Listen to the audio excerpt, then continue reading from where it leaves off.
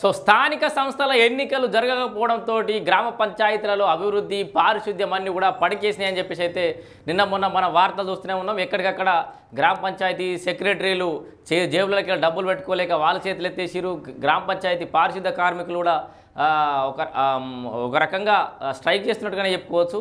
So అనఫిషియల్గా వాళ్ళు కూడా పనులకు రావడానికి నిరాకరిస్తున్న పరిస్థితి.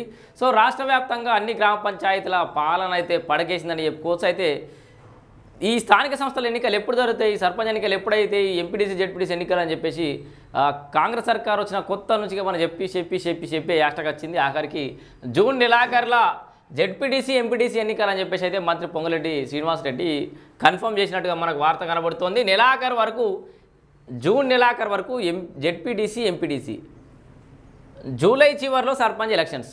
సో దీన్ని బట్టి వీళ్ళు పదే చెప్తున్న దాన్ని బట్టి ముందుగా జెడ్పీటీసీ ఎంపీటీసీ ఎన్నికలు మాత్రమే ముందుగా జరిగే అవకాశం ఖచ్చితంగా 100% కనబడుతుంది. సర్పంచ్ ఎన్నికలు జూలై చివరిలో.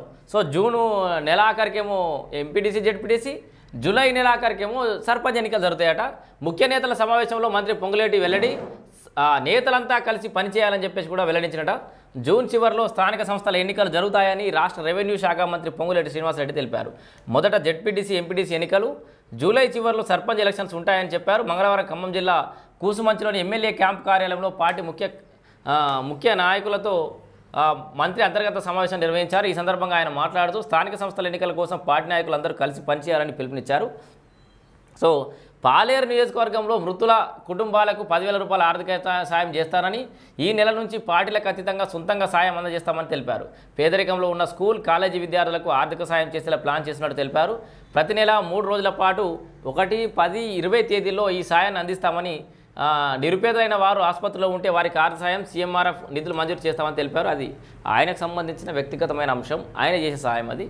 ఇక అప్పు ఉందని చెప్తే రాష్ట్రాన్ని చిన్నబుచ్చినట్ట అని చెప్పేసి సో రాష్ట్ర ముఖ్యమంత్రి రేవంత్ రెడ్డి నిన్న మొన్న ఒక వ్యాఖ్యలు చేసిండు. నన్ను కోసుకొని తింటారా మరిగా, మన రాష్ట్రం పరిస్థితి ఇది, అప్పుకి ఇది, మన ఆస్తికి ఇది, మన కథాకారకానికి ఇది అని చెప్పేసి ఓపెన్గా రాష్ట్ర ఆర్థిక పరిస్థితులను మొత్తం అరటిపండు ఒలిచినట్టే చెప్పేసిండు. సో దీన్ని కొంతమంది నెగిటివ్గా తీసుకుంటారు, కొంతమంది పాజిటివ్గా తీసుకుంటున్నారు. రకరకాలుగా వాదనలు అయితే నిలబడుతున్నాయి. అయితే అప్పు ఉందని చెప్తే రాష్ట్రం చిన్నబుచ్చినట్ట అని చెప్పేసి సో వాస్తవాల్ని కప్పిపుచ్చకుండా అంతా బాగానే ఉందని డాంబికాల పోకుండా అప్పులు లేకుండా మనమే అప్పుల పాలైనాం, పరిస్థితులు అప్పులు కూడా ఊడతలేవని చెప్పి ఎప్పుడన్నా తప్పలేదని చెప్పి సైతం వాళ్ళ మంత్రి చెప్తున్న పరిస్థితి. సీఎం రేవంత్ రెడ్డి అనని మాటలను కొందరు అన్నట్లుగా వక్రీకరించి ప్రచారం చేస్తున్నారని పొంగులేటి మండిపడ్డారు. ఉద్యోగ సంఘాలను, ఆర్టీసీ ఉద్యోగులను బీఆర్ఎస్ లీడర్ రెచ్చగొడుతున్నారని ఆరోపించారు. గత బీఆర్ఎస్ ప్రభుత్వం 8.19 లక్షల కోట్ల అప్పు చేసిందన్నారు. అప్పు ఉందని చెప్తే రాష్ట్రాన్ని చిన్నబుచ్చినట్టు ఎలా అవుతుందని ప్రశ్నించారు. 1.20 లక్షల కోట్లు ఖర్చు పెట్టి కట్టిన కాళేశ్వరం కూలిపోతే చెప్పకుండా ఎలా ఉంటామని అడిగారు. తెలంగాణ రాష్ట్రాన్ని ఇచ్చింది కాంగ్రెస్ పార్టీ అని చెప్పారు. ప్రాంతీయ పార్టీలు తారాజు వల్ల ఎగిరి కింద పడిపోతాయన్నారు.